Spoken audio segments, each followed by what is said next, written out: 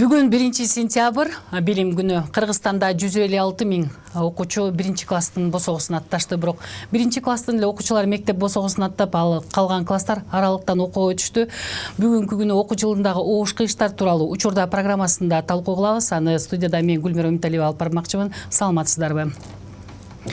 Бүгүнкү окуу жылынын оош кыйыштары тууралуу сөз кылуу үчүн биз Кыргыз Республикасынын Билим берүү академиясынын вице-президенти Улан Мамбетакунов мырзаны чакырганбыз. Куш келипсиз. Ошондой эле биздин студиябызда Билим берүү министрлигинин башкы жетектөөчү адиси Айнура Кусейновна айым келди. Саламатсызбы? Куш келипсиз. Саламатсызбы. Мындан тышкары бизде сыртта дагы конокторубуз болот. Анда эмесе биз сизге биринчи сөз берели дедик эле. Окуу жылы ушу аралыктан башталды. Бул кандай болот деп күтүп атасыздар? Биринчи чейректин баары ушу аралыктан болобу? Биринчиден ошо майрамыңыздар менен бүгүнкү майрамыңыздар кут болсун. Аны эми негизинен 1 сентябрды биз деле аралыктан окутпайлы деп министрлик тарабынан деле ойлогонбуз да. Бирок эми шартка байланыштуу. Анан азыркы учурда биз эми ошондой болоорун канча убакытта болот, канча мөөнөттө болот, аны айта албайбыз да. Анан бирок министрлик тарабынан, Кыргыз Билим берүү академиясы тарабынан ошо мугалимдерге жардам деп видео сабактар тартылып атат. Анда Айнура Кусейновна айтып кетет. Анан Кыргыз Билим берүү академиясынан ошо карантин учурундагы көп көйгөйлөрдү аныктадык да. Мисалы мугалимдердин компьютердик сабаттуулугун өнүктүрүү боюнча, анан методикалык жардам көрсөтүү боюнча, ошол боюнча биз иш аракеттерди баштайлы деп бүгүн министрликте да чогулуш болду. Ошолорду пландаштырып атабыз. Айнура айым айтып кетсеңиз, учурда ушу мектеп босогосун атташты, балдар окуу процесси башталды. Окуу кандай болот деп ойлоп турасыздар Билим берүү министрлиги тарабынан? Саламатсыздарбы? Дагы бир жолу учурдан пайдаланып мен бардык мугалимдерди, окуучуларды билим күнү менен куттуктап кетем. Жаңы окуу жылы бардыгыбыз үчүн ийгиликтүү болсун. Өзүңүздөргө белгилүү болгондой, бүгүнкү өлкөдө түзүлгөн кырдаалга байланыштуу окутуу 1 класстар үчүн гана салттуу түрдө өтүп жатат. Ал эми 2-11 класстарга аралыктан окутуу. Бул система боюнча бир чейрек окутулат. Эгерде мындай кырдаалга байланыштуу, эгерде бизге тиешелүү органдар тарабынан уруксат берилсе, анда башка класстардагы этабы менен салттуу түрдө окутууга өтөт деп ишенебиз. Ал боюнча министрлик тарабынан бир нече алгоритм иштелип чыккан. Тилекке каршы ушу 4-чейректе окуу аралыктан болгондуктан, бирок аралыктан окууда балдардын үй-бүлөдөгү абалы, техникалык жетишсиздиги ошол менен эле карата психологиялык жактан үстөмдүк болуп, ошондой эле зомбулук көргөнү дагы изилдөөлөр жасалыптыр. Биз ошол адам укуктары үчүн коомдук бирикмеси жакында ушул сурамжылоосунда жарыялашты. Биз да ушул уюм менен байланышып, ушул аралыкта алардын дагы пикирлерин билебиз да. Сиздер ушул боюнча дагы билдирүү жасадыңыздарбы? Бул боюнча министрлик жасады. Биз болсо Кыргыз Билим берүү академиясы тарабынан ошо ата-энелерге кеңеш деп ЛТР каналы менен биргеликте ата-энелер мектеби деп программаларды уюштурганбыз. Анан биздин ошо тарбиячы эжекелерибиз, илимий кызматкерлерибиз ошо ата-энелер балдар менен ушундай учурда кантип иштеш керек, кандай иш аракеттерди биргеликте жасаш керек, ошол боюнча иштерди жүргүздүк да. Анан чындыгында эми ата-энелердин балдар менен үйдө жалгыз болуп отуруп калып, эмне кылаарын билбестен, балким ушундай болуп кетти да иштер. Ошондой эле мен Айнура айымга кайрылайын дегем. Ушу 118 кызматы иштеген учурда ата-энелер тарабынан да, балдар тарабынан дагы ушу кайрылууга көбүрөөк болуптур зомбулук боюнча. Анткени аралыктан окутууда бул ата-энелерге, мугалимдерге, ошондой эле окуучулар үчүн да көп сыноо болгондугу көрүндү да. Сиздер ошол боюнча дагы кандай пикирдесиздер? Биринчи чейрек ушу окуу жылы аралыктан башталды. Негизи кандай кооптонууларды алдын алуу боюнча иштериңиздер бар министрликтен? 4-чейректе кетирилген кемчиликтер, кездешкен көйгөйлөр боюнча сурамжылоо жана мониторинг жүргүзүлгөн. Анын негизинде атайын ушу аралыктан окутуу формасы боюнча методикалык жолдонмо иштелип чыккан. Бүгүнкү күндө ушул көйгөйлөрдү эске алуу менен жаңы окуу жылына карата мектеп жетекчилери үчүн, мугалимдер үчүн, ата-энелер үчүн, окуучулар үчүн атайын нускамалар иштелип чыккан.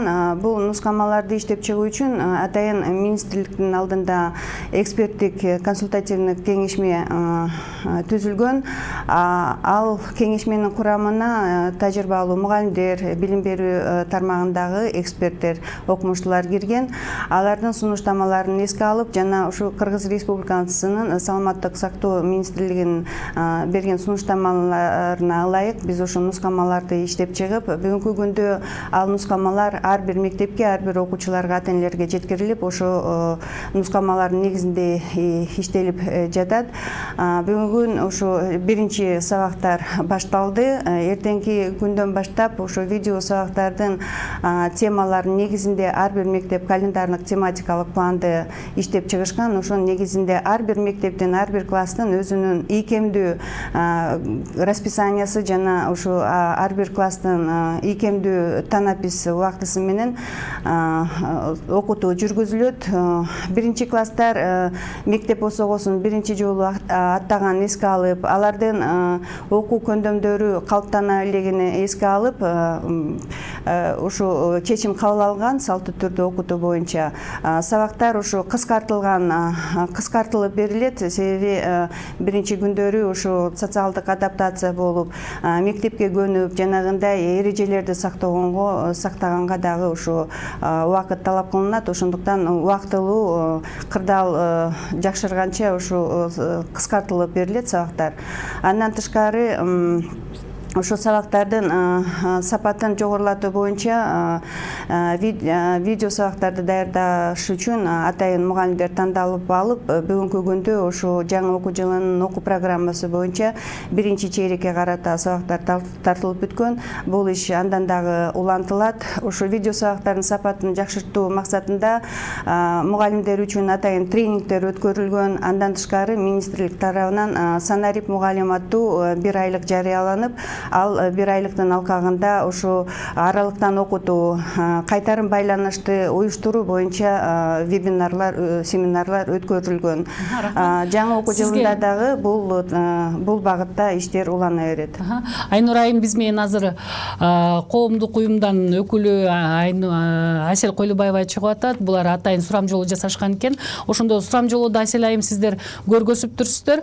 Сурамжолоого катышкан 65% ата-энелери аралыктан окутууда балдарга кандайдыр бир зомбулук жасагандыгын моюндашты депчи. Чындыгында эле аралыктан окутуу ушунчалык кооптуу. Саламатсыздарбы? Рахмат сурооңуздарга. Биз ушул сурамжылоону Кыргызстан боюнча баягы Facebook баракчасында терең баягы таратып, 1192 ата-эне катышып берген бул сурамжылоого.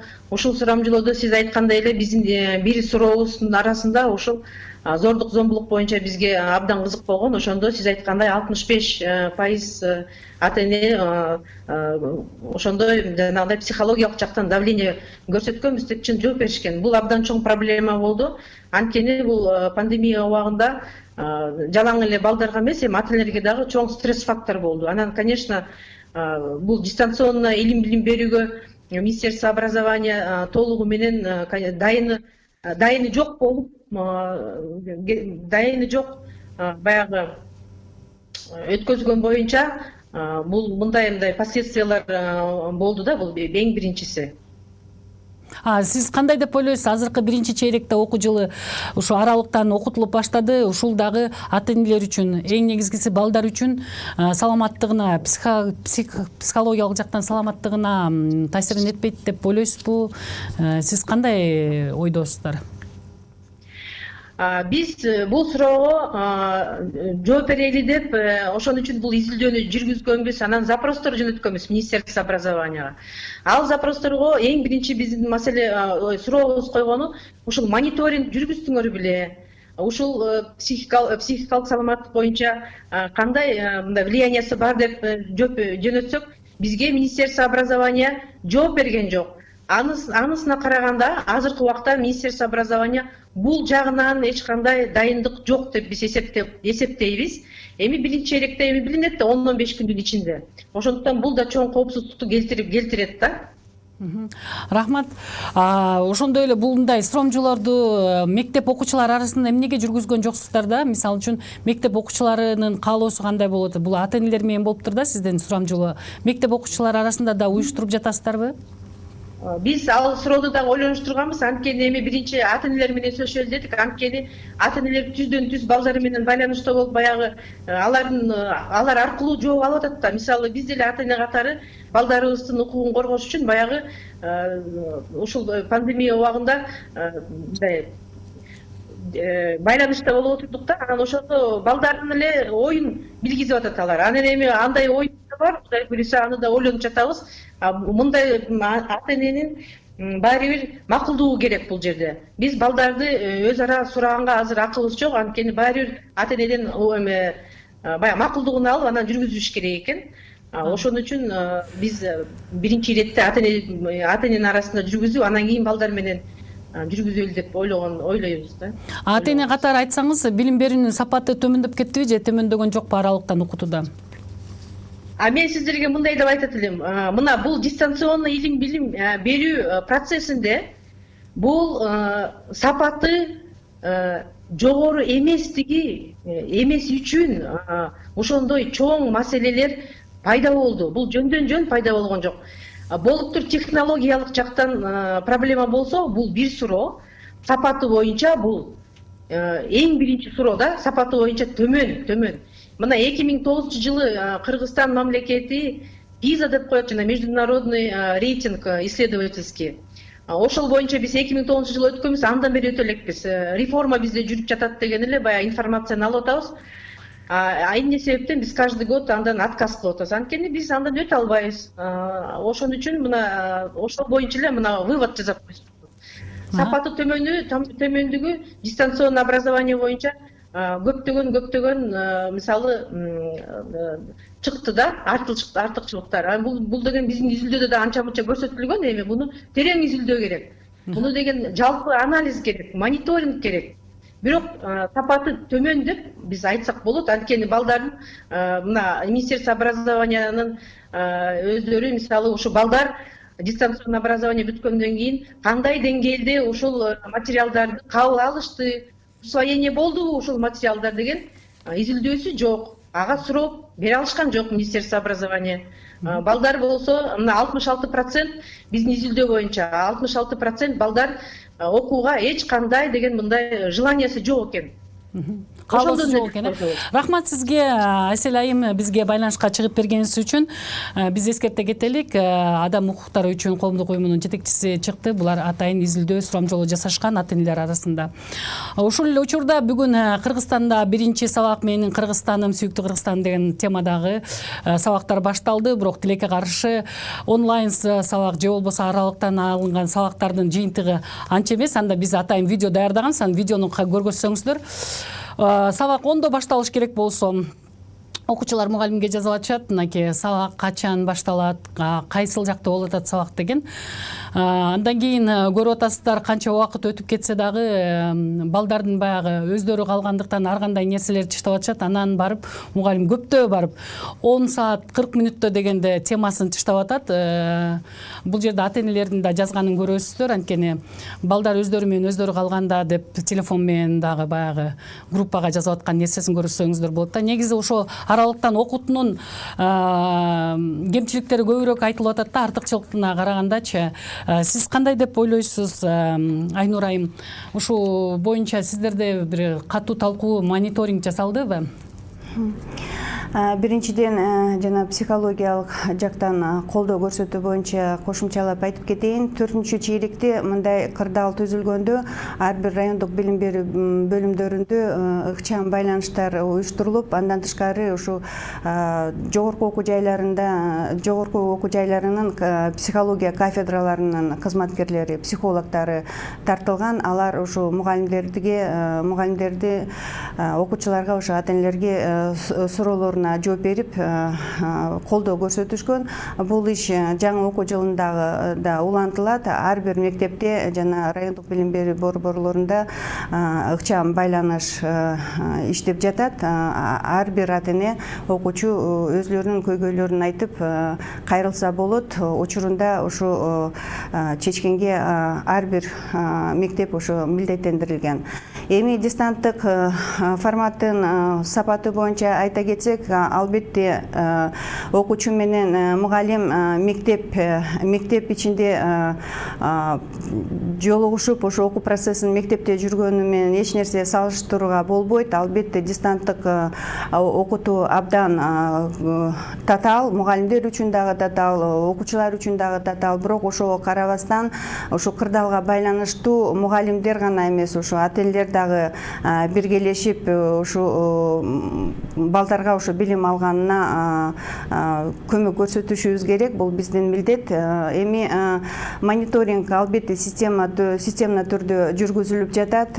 Ушу ар бир окуучунун, мугалимдин электрондук ресурстары канчалык деңгээлде бар же жоктугу, ал боюнча мониторинг жүргүзүлүп жатат. Андан тышкары ушу онлайн сабактарга аралыктан окутуу жүргүзүлүп жаткан, кайтарым байланышка канча окуучу байланышка чыккан жок, ал боюнча дагы ар бир мектеп, ар бир мугалим ушу мониторинг жүргүзүп турат. Албетте бул көйгөйлөрдү чечүү үчүн ар кандай иш-чаралар, иш-аракеттер жүргүзүлүп жатат. Мониторинг жүргүзүлүп, ошонун негизинде ар бир мектеп өзүнүн чечимин чыгарат. Рахмат. Мынакей сизге дагы кайрылгым келип атат. Ушул билим берүүнүн сапаты төмөндөп кетти деген дагы айтылып атат да. Негизи ата-энелер азыр эмне кылыш керек? Биринчи челек ушундай башталды, сапатын кармаш үчүн мугалимдер. Анын негизинен эми ошо карантин учурунда көптөгөн айрым кемчиликтер ачыкка чыкты. Анан эми мугалимдерибиз мурда бул технология менен иштебегенден кийин аларда кыйынчылыктарды сезишти. Анан Кыргыз билим берүү академиясы ошо биздин да өнөктөштөр менен биргеликте сурамжылоо жүргүзгөнбүз. Ошо мугалимдердин арасында 2900 мугалим катышты. Анан ошо Баткен областынын мугалимдери активдүү катышып, өздөрүнүн пикирлерин билдиришип, анан негизги суроолор ошо кандай методикалык жардам керек, кандай балким ошо каражаттар менен чогуу иштегенди үйрөтүш керек деген суроолорубузга көптөгөн жоопторду алдык. Анан негизинен ошо кайтарым байланыштуу окуучулар менен кантип аткарышыбыз керек. Анан ошондой эле учурда маалыматтык компетенттүүлүктү, ошо маалымат менен издөө, маалыматты түшүнүү, кайра тиги айтып берүү, ошол көндүмдөрдү кантип өнүктүрүшүбүз керек деген суроолор болуп атты да мугалимдердин арасынан. Анан эми билим берүү академиясы дагы артта калган жок. Ошого азыркы шартка жараша жаңы көндүмдөрдү, жаңы ыкмаларды иштеп чыгып мугалимдерге сунуштайлы деп атабыз да. Анан мисалы азыр мына видео сабактар тартылып атат. Ошо видео сабактар менен иштөөнүн ыкмасы азыр мына оодарылган класс деп коет. Бул деген окуучулар видео сабакты телевизордон көрүп келип, анан сабак учурунда жана Zoom менен болобу, башка программалар менен болобу, окуучулар менен мугалим биргеликте практикалык иштерди аткарат да. Маселе чыгарышат, башка көнүгүүлөрдү аткарышат.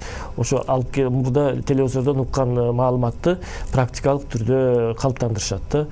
Ушуга көбүрөөк басым кылалы деп, анан жана башында айтып кеттим, ошо министрлик менен тарап бүгүн сүйлөштүк.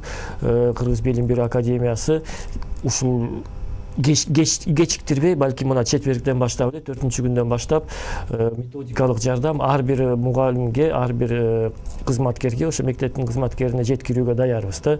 Бир убакты белгилейбиз, ошо бир убакта ар бир мугалим керектүү методикалык жардамды ала алат да. Анан ошол эле учурда ошо ата-энелер менен дагы чын эле көптөгөн негизги түйшүктөр ата-энелерге да түштү да.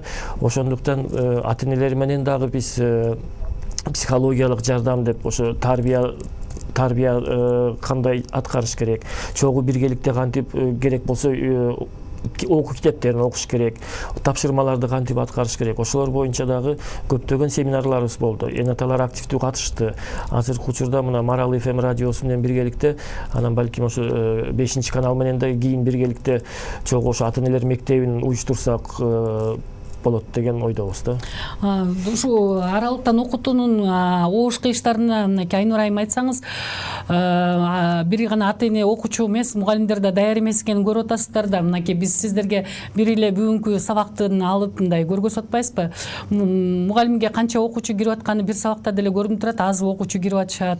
Бул деген техникалык жактан да окуучулардын камсыз болбой калгандыгы, мугалимдин дагы ошол баардык нерсени мындай жаш болуп атат да. Мисалы балдар жаш болушу мүмкүн, чоң балдар же болбосо ата энеси жок болсо качып кетиши мүмкүн, сабак калтырышы мүмкүн да. Анан баягы мугалим деле көзөмөлдөгөнгө аралыктан аябай кыйын болуп атат да. Ушул боюнча айтсаңыз. Албетте көзөмөлдөө абдан кыйын, ошондуктан бул жерде биринчи кезекте мугалимдердин жоопкерчилиги, ошондой эле ата энелердин дагы окуучулардын да жоопкерчилиги болушу керек.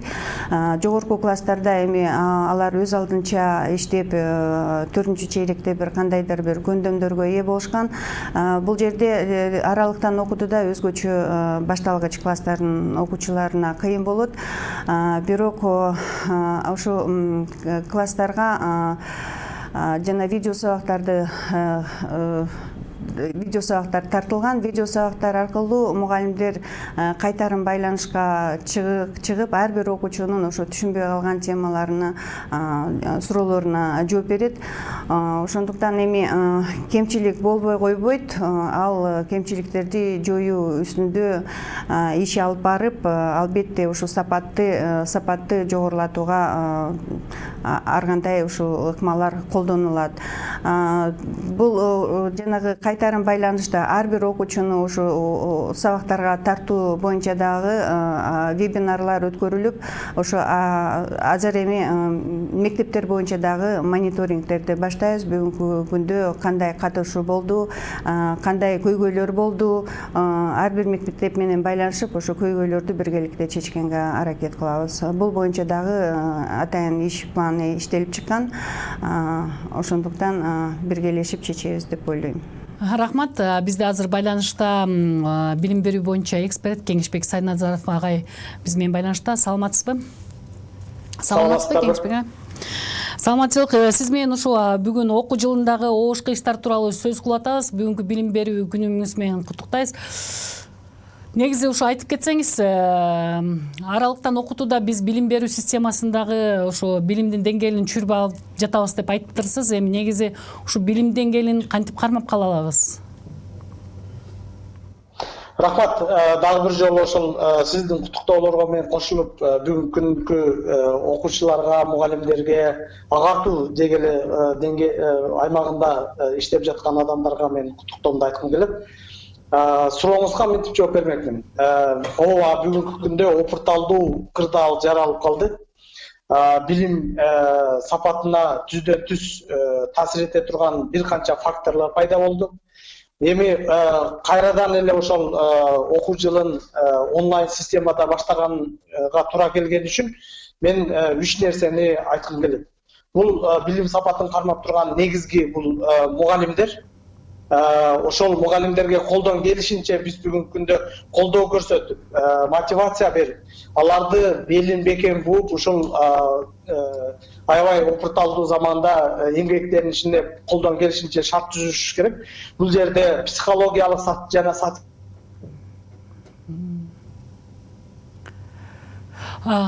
Сиз жакшы пикир айтып атасыз, Кеңешбек мырза. Анан кийин мугалимдер чындыгында эле пандемия учурунда бизде сыноо бул бир гана окуучулар, ата энелерге эмес, мугалимдер үчүн дагы абдан кыйынчылык болду. Байланыш үзүлүп калганына байланыштуу биз талкуубузду уланта берсек, негизи ушу мугалимдердин да психологиялык абалын эч ким сураган жок да. Ушу сиздерден да ушу сурайын деп аттым да. Атайын мынакей аралыктан окутууга биринчиден мынакей Воронов айтып атат, канча 65 000 үй бүлөнүн смартфону жок депчи. Бул эми бир чакан сурам жолу жасалса керек да. Ал эми мугалимдер арасында ошо смартфонду барбы, жокпу деп эч ким сураган жок да. Алар алган айлыгы өзүнүн үй бүлөсүнө жумшалса. Ал боюнча дагы иш аракеттер аткарылып атты. Анан мисалы айыл өкмөттөрү мугалимдер кандай каражаттарга муктаж экенин аныктап атышты. Анан айрым мугалимдерге ошо смартфондор берилип атты. Анан эми негизинен ошо мугалимдерге ошо ыраазы болушубуз керек. Ушундай кыска мөөнөттүн ичинде канчалаган окутуу каражаттарын, ыкмаларды үйрөнүп, компьютерлер менен иштегенди үйрөнүп, ошол эле учурда презентация жасап, видео презентацияларды жасап, окуучулар менен онлайн кайтарым байланыштарды аткарып аракет кылып атышты да. Кайрадан бизде Кеңешбек Сайнадыров мырза байланышка чыккан экен. Кеңешбек мырза, оюңузду биз улап, ошо сиз кандай кеңеш берип жаттыңыз эле? Эки кеңеш бердиңизби мугалимдерди баалоо боюнча? Ошол үч нерсени айткым келген да. Биринчиси ошол мугалимдерди социалдык психологиялык жактан колдоо. Экинчиси ошол билим берүү системасында иштеп жаткан чиновниктер колдон келишинче мугалимге жанагындай сабагыңды көрсөт, видео сабагыңды көрсөт, мына планыңды көрсөт деп артына түшүп албастан тескерисинче колдоо көрсөтсө жакшы болмок. Үчүнчү эмеси ата-энелер тараптан ата-энелер тараптан колдоо деп айтып атасыз го. Бизде байланыш жакшы болбой жатат. Кеңешбек Сайнадыров мырза, мен чындыгында эле бул жерде бир гана мугалимге эмес же окуучуга эмес, онлайн окутуудагы нерсени бардык тараптары баягы биргелешип ишке ашыруу болуп атат. Ошондуктан мынакей сизге Айнур айымыз кайрылгым келип атат. Чындыгында эле отчеттуулук боюнча мугалимдерде эгер көп эле отчеттор менен баягы катышуу канча болду, канча пайыз сиздики жакшы болуп атат деп баягы атаандаш кылып атсаңыздар дагы, бул дагы мугалимге басым эмеспи психологиялык жактан? Мындай көрүнүшү 4-чү чейректе кездешкен, өзгөчө жанагы отчетторду сурап, канча сабак өттүң, кандай өттүң деген. Биз ушу быйылкы окуу жылында ушу сапатка көңүл бурууга басым жасап атабыз. Себеби мугалим отчет жазганга убактысын кетиргендин ордуна ушу сабактарды сапаттуу даярдап, балдарга кызыктуу болгон материалдарды тандап, ошо менен алек болгонуна көбүрөөк көңүл бургула деп биз сунуштама бергенбиз. Быйылкы окуу жылында тартылып аткан ошо видео сабактарга дагы негизи жалпысынан эле ошо балдардын көндүмдөрүн жогорулатуу боюнча, жана эже айтып кетти, PISA жөнүндө. Ал боюнча дагы ошол сабак аркылуу окуучулардын ой жүгүртүүсүн өнүктүрүү боюнча, жанагы математическая грамотность, окуп түшүнүү боюнча ошо PISAнын элементтерин дагы кошконго аракет кылып атабыз. Ошо 2024-жылы ошо Кыргызстан ошо сынакка даярдаган, катышканга даярдык жүрүп жатат. Демек ошо мугалимдерге башка ишке алек болбой, өзгөчө ошо сабактын сапатына көңүл бурганды талап кылып атабыз. Албетте параллель түрдүү жанагындай мониторингди жүргүзгөнгө биз тийишпиз, бирок ошо отчетторду дагы азайтканга дагы аракет кылып атабыз. Негизи бирок мугалимдерден отчет сурабай билимди да талап кылуу мүмкүн эмес дейт. Ушул аралыкты ортодо бир сактоо да, мисалы мугалимге да басым жасабай, окуучуга да басым кылбай, ушу бир кандайдыр бир чет элдик тажрыйбалардан алсаңыздар болобу? Бул боюнча бир байланыштарыңар барбы кесиптештериңер менен? Быйыл ошо пандемия учурунда көптөгөн кесиптештерибиз менен ошо Россия, Казакстан, ошол эле Армения, Турция биргелешип ошо вебинарларды өткөрдүк. Ошо аларда ошо аралыктан окутуу системасы кандай жүрүп жаткандыгы. Анан негизинен эми көйгөйлөрүбүз бирдей эле. Анан ошо ЮНЕСКОнун изилдөөсү боюнча, аныктамасы боюнча Кыргызстанда ошо дистанттык окутуу жакшы нукка салынган деп чечим чыгарышты ошо жана Орто Азияда, Орто Азия мамлекеттеринен. Анан негизинен ошо айтып кетерим, ошо министрлик тарабынан дагы, башка өнөктөштөр тарабынан дагы мугалимдерге жакшы көңүл бурулуп атат. Мисалы, жасаган жана видео презентациялары жөн эле өзүнүн кабинеттеринде, компьютерлеринде калбасын деп санарип педагогика деген конкурсту уюштурушту министрлик тарабынан.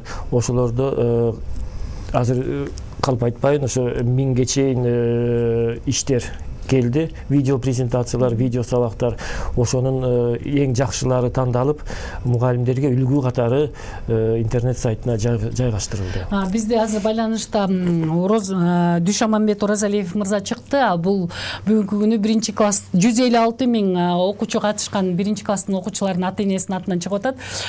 Саламатсызбы? Саламатсызбы? Сиздин бүгүнкү уулуңуздун 1-класска барышы менен куттуктайбыз. Негизи кандай болот экен 1-класска мына мисалы үчүн бир эле 1-класска мектепке бергенге уруксат беришти да, кандай барып келдиңиздер? Аралык окуу процесси? Жакшы, рахмат. Эми бүгүн ошол тааныштыруу иретинде экскурсия кылып, балдарды тааныштырып, окуу 1-класска жаңы келген балдарга тааныштыруу иретинде болду да бүгүнкүсү. Жактыбы? Балаңыздын маанайы кандай болду 1-класстын окуучуларынын? Маанайы жакшы. Эми биринчи жолу келгендиктен баардыгы момоюшуп жоош азырынча. Эми албетте баары кубанышып, ал эмес биз кубанып, эми андай жерде жалаң балдар бар жерде абары башка да. Аруу таза дүйнөгө өзүбүз аралашып көп болдук, баардыгы кубанып. Ошол карантиндин талаптарын аткарып, балдар бет капчан жүрүп атат. Ошо балага кандай кабыл алды? Балдар ошону сактай алат бекен? Кандай болушту? Бет капчан жүрүү. Бет капчан жүрүштү, бирок менин оюмча ошол эми балалык кылат окшойт, баардыгы баары бир бет капты алып, же баягы эми 1-класстын балдары ошол санитардык эрежелерди толук сактай албаса керек деп ойлойм да. Кичине кыйынчылык болушу мүмкүн экен да, Менин оюмча ошол эми балалык кылат да баары бир, балалык кылат деп ойлойм. Рахмат сизге бизге байланышка чыгып бергениңиз үчүн. Ата-эне катары окууларыңыздарда ийгилик каалайбыз. Ошол эле учурда Кыргызстандын босогосун, мектеп босогосун аттаган 150 миң биринчи жолу аттаган окуучуларды, 1-класстын окуучуларын дагы бүгүнкү билим күнү менен куттуктайбыз. Биздин программага ушу келип окуу жылындагы оош кыйыштар боюнча талкуу жасап берген Билим берүү академиясынын вице-президенти Уланбек Мамбетакунов мырзага ыраазычылык билдиребиз. Сиздер ошондой эле Билим берүү министрлигинин жетектөөчү адиси Айнура Кусейнова сизге дагы ыраазычылык билдиребиз. Быйылкы окуу жылы кыргызстандыктар үчүн жана Кыргызстанда окуп жаткан ар бир окуучулар, мугалимдер, ата-энелер үчүн дагы жакшы жагын берет деген тилектебиз. Бул пандемияга байланыштуу онлайн окутуулар дагы канчалык кыйын болбосун, бардык тараптан аракеттер жасалып, билим берүүгө эң негизгиси башкы багыт коюлат деген тилекте бүгүнкү программабызды жыйынтыктайбыз. Саламатта калыңыздар.